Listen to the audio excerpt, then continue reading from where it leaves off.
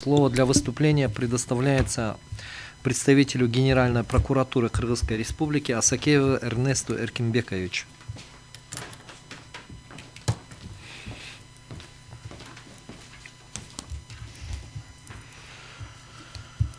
Добрый день. В своем ходатайстве Курманбаева Аида Маратовна утверждает, что часть 2 статьи 71 Уголовного кодекса Кыргызской Республики необоснованно ограничивает права человека в реализации его прав в суде, выражающееся в установлении минимальных и максимальных порогов размера компенсации за моральный вред.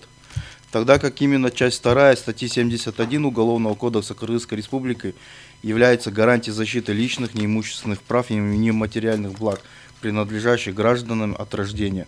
Также она обязывает компенсировать причиненный гражданам моральный вред и является одним из способов реализации их конституционных прав и свобод.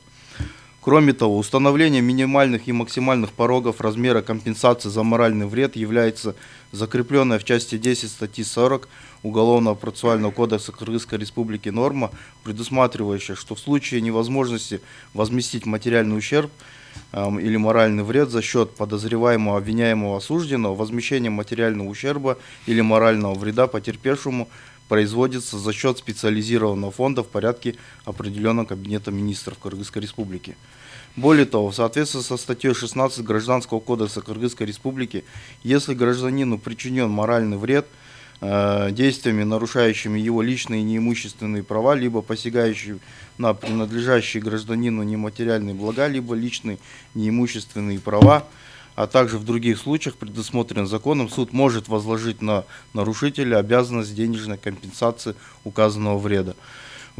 Также, согласно статье 1028 Гражданского кодекса Кыргызской Республики, моральный вред возмещается в денежной форме. Размер возмещения морального вреда определяется судом в зависимости от характера причиненных потерпевшему физических и нравственных страданий, а также степени вины причинителя в случаях, когда вина является основанием возмещения.